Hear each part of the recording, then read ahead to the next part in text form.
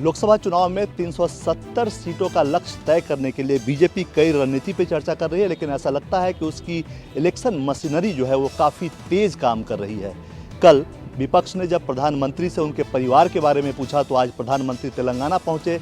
तेलंगाना के आदिलाबाद में रैली को संबोधित करते हुए प्रधानमंत्री ने कहा पूरा देश उनका परिवार है और देश के लिए उन्होंने काफ़ी कम उम्र में घर छोड़ दिया और पूरा देश उनका परिवार है। इसको टैगलाइन बनाते हुए बीजेपी ने एक मुहिम शुरू कर दी, एक नया नारा एक तरह से गढ़ दिया। अब तमाम बीजेपी के वरिष्ठ नेता मोदी का परिवार नाम से सोशल मीडिया पर अपने अकाउंट को अपडेट कर रहे हैं। आपको याद होगा 2019 में 16 मार्च को मैं भी चौकीदार नाम से बीजेपी ने एक कैंपेन शुरू किया था, जब विपक्ष यानी कि राहुल गांधी की तरफ से चौकीदार चोर है का नारा दिया गया था। जाहिर तौर पे चुनाव नज़दीक है तो मैं मोदी का परिवार हूं के नाम का जो नया नैरेटिव है वो भी 2024 के लोकसभा चुनाव में उसे फ़ायदा पहुंचाएगा। इसलिए बीजेपी ने इस नए नैरेटिव को मिशन के तौर पे शुरू किया है। कैमरामैन राणा अविनाश के साथ कुमार गौरव, न्यूज़ 24 दिल्ली।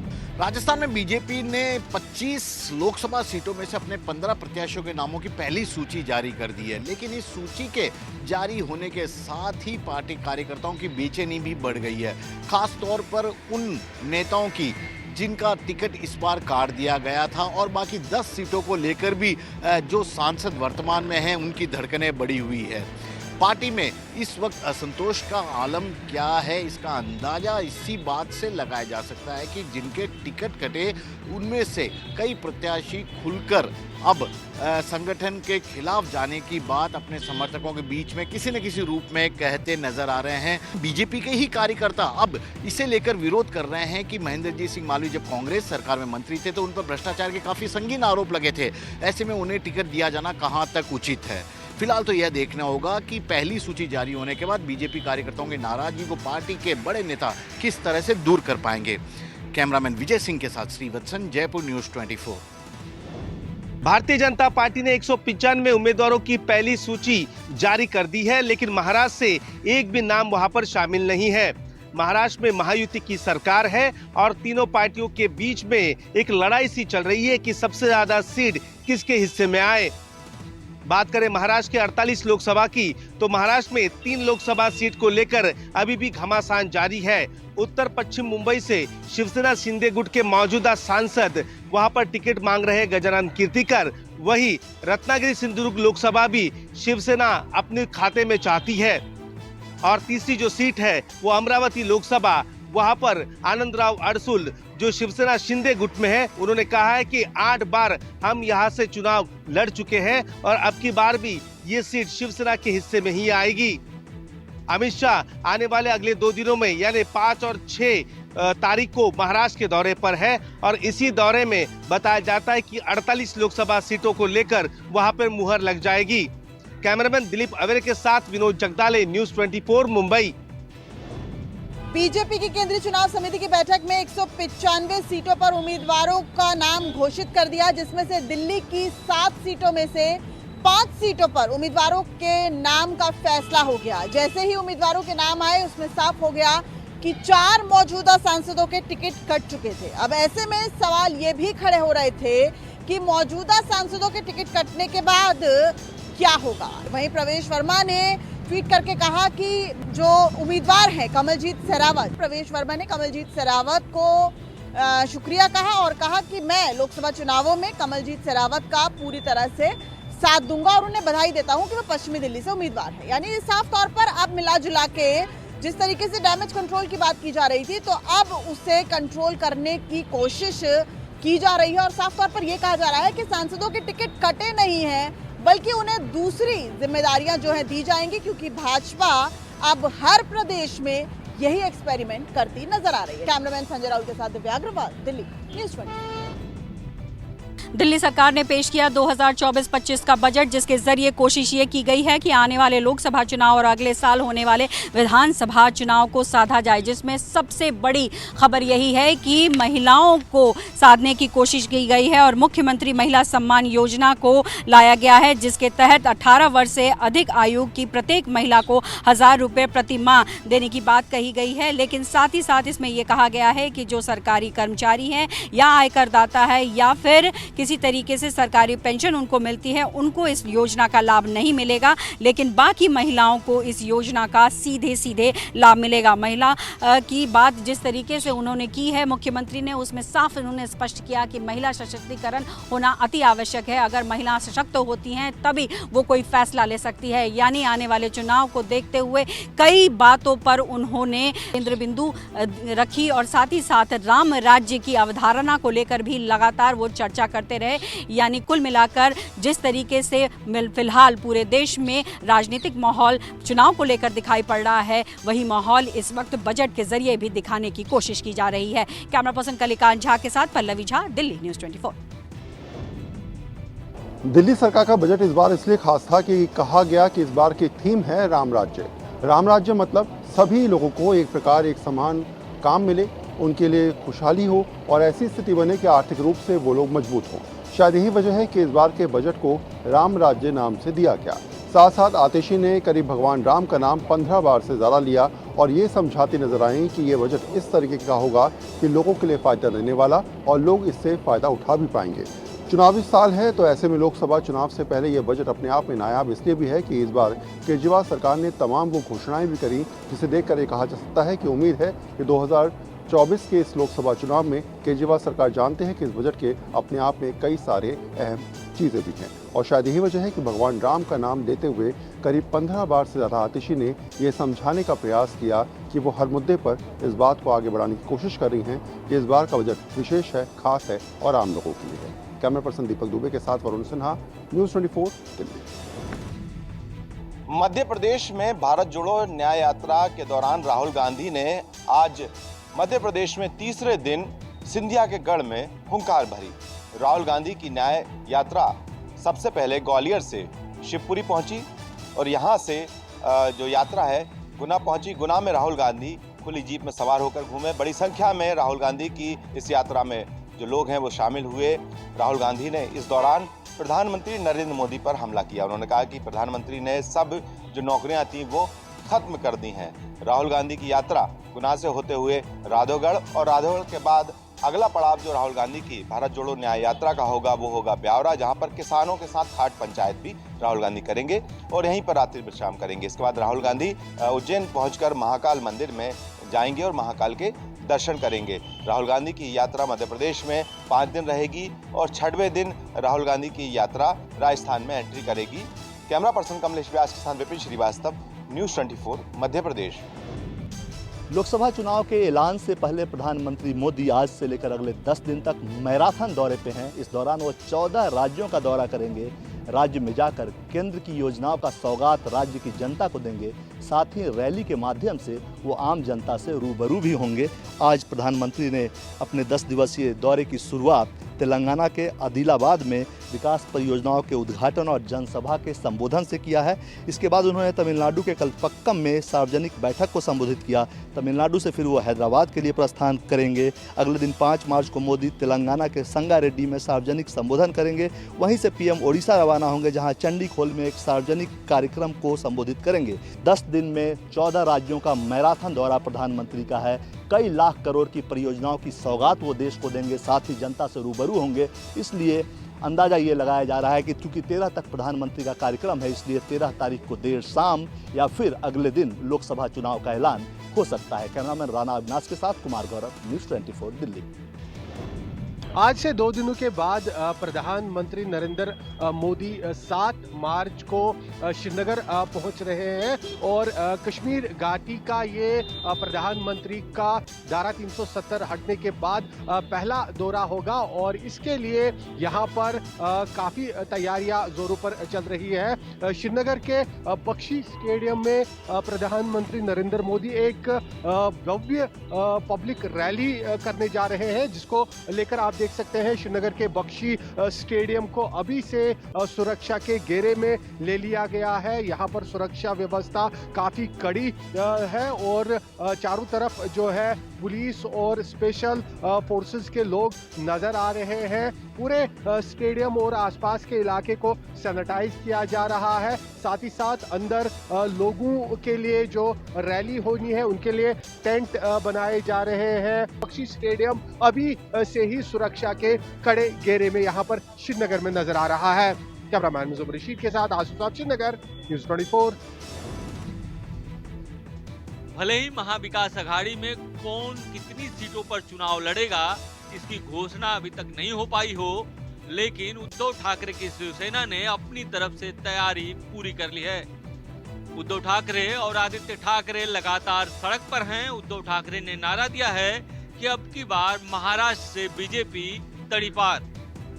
इतना ही नहीं, उद्धव ठाकरे लगातार सभाएं कर रहे हैं, कार्यक्रमों में शामिल हो रहे हैं। आज उनका मावल में सभा है। इसके अलावा मावल में वो कई कार्यक्रमों में भी शिरकत करेंगे।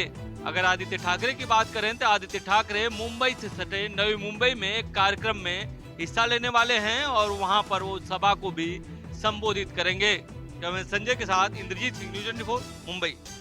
सांसदों और विधायकों के खिलाफ भी चल सकता है मुकदमा अगर सांसद या विधायक पैसा लेकर यानी घूस लेकर वोटिंग करेंगे या घूस लेकर संसद या विधानसभा में सवाल पूछेंगे। सुप्रीम कोर्ट ने आज एक अहम फैसले में यह कहा है कि सांसदों और विधायकों को मिली हुई छूट घूस लेने के मामले में लागू नहीं होती। सुप्रीम कोर्ट ने 1998 के अपने उस फैसले को बदल दिया है जिसमें कोर्ट ने कहा था कि संसद या विधायकों को छूट मिली हुई है और सदन की कार्रवाई के दौरान या कार्रवाई के लिए अगर उन्होंने घूस लिया है तो उन पर मुकदमा नहीं चल सकता है। 1998 में झारखंड मुक्ति मोर्चा घूस कांड के मामले में सुप्रीम कोर्ट ने 3-2 से अपने फैसले में ये व्यवस्था दी थी।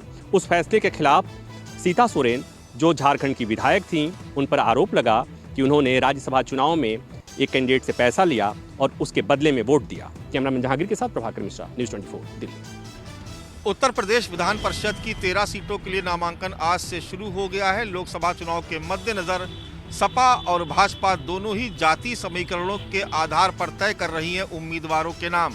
आंकड़ों के हिसाब से विधान परिषद के लिए समाजवादी पार्टी 3 जबकि भारतीय जनता पार्टी 10 उम्मीदवार देगी। समाजवादी पार्टी में शामिल हुए गुड्डू जमाली के अलावा नरेश उत्तम और बलराम यादव को विधान परिषद भेजने की तैयारी की जा रही है। दरअसल विधान परिषद चुनाव के बहाने समाजवादी पार्टी और बीजेपी दोनों ही अपने अपने समीकरण दुरुस्त करने में लगी हुई हैं। समाजवादी पार्टी गुड्डू जमाली के साथ ही बलराम यादव को भी विधान परिषद भेजने की तैयारी में है, जिससे सपा को बड़ा लाभ हो सकता है। बलराम यादव आजमगढ़ के रहने वाले हैं और 6 बार विधायक रह चुके हैं। उनके बेटे संग्राम सिंह यादव भी समाजवादी पार्टी से ही विधायक हैं। विधान परिषद के लिए मतदान इसी महीने की 21 तारीख को होना है, जिसके नतीजे भी शाम तक आ जाएंगे। कैमरा पर्सन मिंटू सिंह के साथ मानस श्रीवास्तव, लखनऊ, न्यूज़ 24।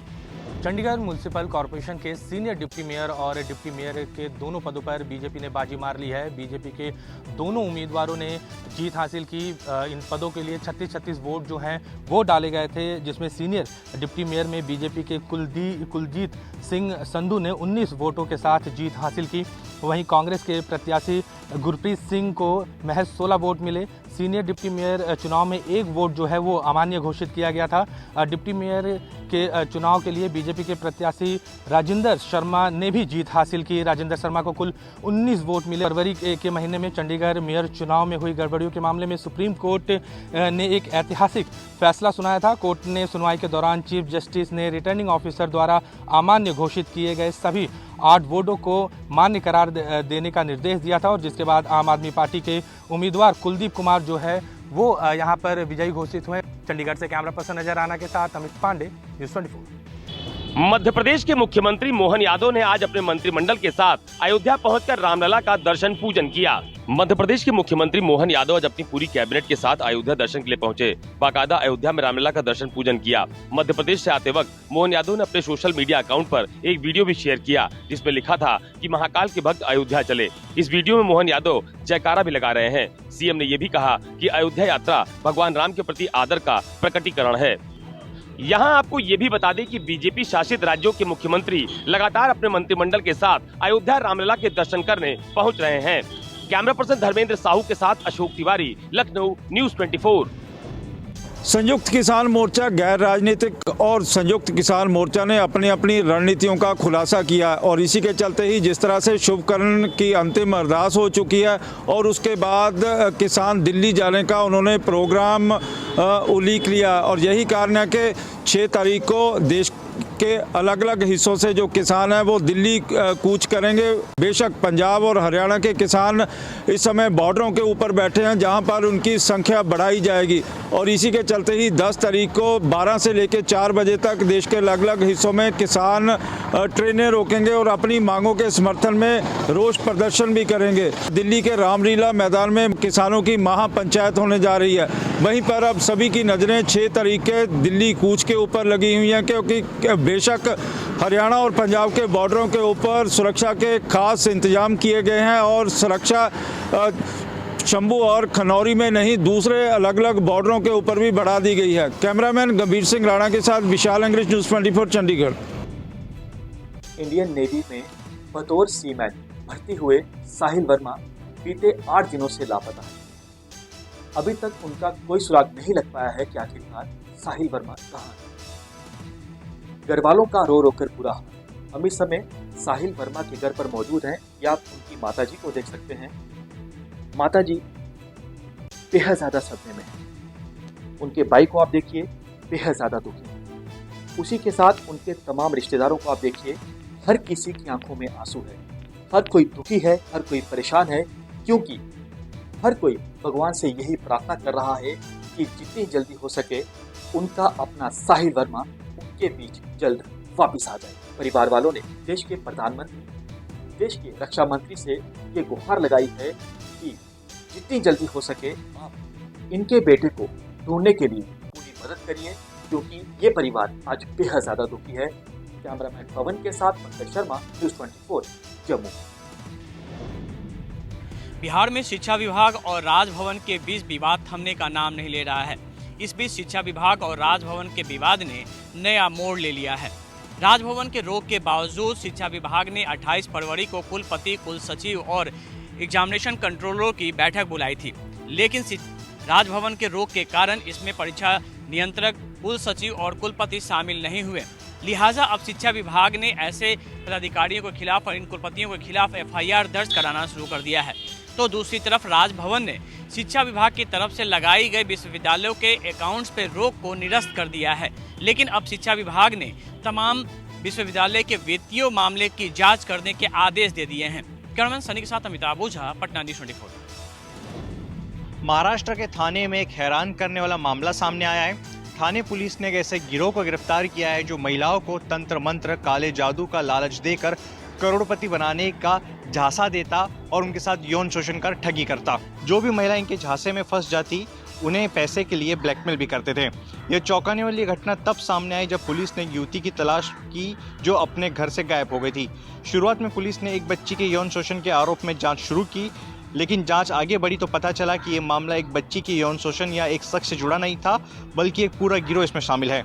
जांच के दौरान पुलिस को पता चला कि इस गिरोह ने 17 महिलाओं और लड़कियों के साथ दुष्कर्म किया था। अब तक इस मामले में 7 लोगों को गिरफ्तार किया जा चुका है। गिरोह के और भी सदस्यों की पुलिस तलाश कर रही है। कैमरा पर्सन संजय यादव के साथ अंकुश जायसवाल, न्यूज़ 24 मुंबई। भारतीय महिला क्रिकेट टीम के पूर्व कोच के घर से पुलिस ने बरामद किए 1,39,00,000 रुपए कैश। पूर्व सूचना के आधार पर पुलिस के स्पेशल ऑपरेशन ग्रुप ने जब पूर्व क्रिकेटर और पूर्व कोच तुषार अरोठे के वडोदरा स्थित घर की तलाशी ली तो वहां से उन्हें 1,39,00,000 रुपए कैश बरामद किए। प्राथमिक जानकारी आधार पर ये नकदी बेंगलोर में रह रहे तुषार अरोठे के बेटे ऋषि अरोठे ने आंगड़िया के माध्यम से भेजी थी। पूर्व रणजी क्रिकेटर ऋषि अरोठे पहले क्रिकेट सट्टेबाजी और धोखाधड़ी के मामलों में शामिल थे। दरअसल तुषार अरोठे को 2019 में सट्टा के मामले में गिरफ्तार किया गया था। पुलिस इस मामले में अब और भी तफ्तीश कर रही है कि आखिरकार ये नकदी किस मामले में इस्तेमाल की गई थी और ये पैसा कहां से आया। कैमरा प्रभात के साथ Bhupendra Singh, Ahmedabad, news 24। Dreamland builder के डायरेक्टर पवन भड़ाना ने पंखे से लटककर खुदकुशी कर ली है। दरअसल पवन भड़ाना काफी दिनों से परेशान चल रहे थे। इनके ऊपर दिल्ली और उत्तर प्रदेश के कई थानों में मुकदमे दर्ज थे। पिछले दिनों दिल्ली पुलिस ने इनके ऊपर 25,000 रुपए का इनाम भी घोषित कर दिया था। उसके बाद दिल्ली पुलिस ने इन्हें गिरफ्तार कर जेल भेज दिया था, जिसके बाद जमानत पर रिहा हुए थे। जेल से रिहा होने के बाद में पवन भड़ाना नोएडा के सेक्टर 93 में रह रहे थे। लेकिन उनके ऊपर बताया जा रहा है कि काफ़ी दिनों से तनाव में चल रहे थे।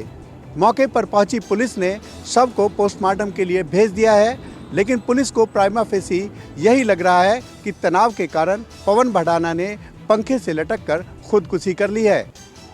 बिल्डर की खुदकुशी के बाद लोगों में चिंता इस बात की है कि जिन्होंने सैकड़ों करोड़ रुपए पवन भड़ाना बिल्डर पर लगाए, उनकी चिंताएं अब बढ़ गई है। कैमरा पर्सन सुनील के साथ में मोहम्मद यूसुफ, न्यूज़ 24 नोएडा। जम्मू कश्मीर में हुई मूसलाधार बारिश, बर्फबारी और भूस्खलन से भारी तबाही हुई है। कई जगहों पर मकान गिरे हैं, कई जगहों पर सड़कें जमींदोज हुई हैं, कई जगहों का संपर्क आपस में कट चुका है। वहीं जम्मू संभाग के रियासी जिले में भूस्खलन की चपेट में एक घर आया और उस घर में रह रहे 4 लोगों की मौत हुई है, 2 लोग जख्मी हुए हैं। जिन 4 लोगों की मौत हुई है उसमें एक मां और उसके 3 बच्चे थे, जिनमें 2 महीने की मासूम बच्ची भी थी। उसी के साथ कई जगहों पर लोगों के लिए ये बारिश बर्फबारी बेहद ज़्यादा मुसीबतें लेकर आई। किसान बेहद ज़्यादा परेशान हैं, किसान दुखी हैं क्योंकि ओलावृष्टि से उनकी फसलें तबाह हो चुकी हैं। कैमरामैन पवन के साथ पंकज शर्मा, न्यूज़ 24 जम्मू। लोकसभा 2024 में उम्मीदवारों पर मंथन के लिए कांग्रेस की 3 राज्यों की अहम स्क्रीनिंग कमेटी की बैठक जारी है। हरियाणा, दिल्ली और छत्तीसगढ़ में उम्मीदवारों के चयन को लेकर दिल्ली में कांग्रेस के अलग अलग क्लस्टर के जोन के अधिकारियों और उनके नेताओं के साथ अहम बैठक चल रही है। हरियाणा की 9 लोकसभा सीट, दिल्ली की 3 लोकसभा सीट और छत्तीसगढ़ की 11 लोकसभा सीट पर उम्मीदवारों के चयन को लेकर स्क्रीनिंग कमेटी की बैठक जारी है। छत्तीसगढ़ में रजनी पाटिल, वहां के प्रदेश प्रभारी सचिन पायलट, भूपेश बघेल, प्रदेश अध्यक्ष, विधायक दल के नेता समेत तमाम लोग बैठक में मौजूद हैं। तो वहीं हरियाणा की प्रभारी रजनी पाटिल ने 9 लोकसभा सीटों पर और दिल्ली की 3 लोकसभा सीटों पर उम्मीदवारों के चयन को लेकर अहम बैठकों का दौर चल रहा है। कैमरामैन अविनाश के साथ ऋषिकेश कुमार, न्यूज़ 24 दिल्ली।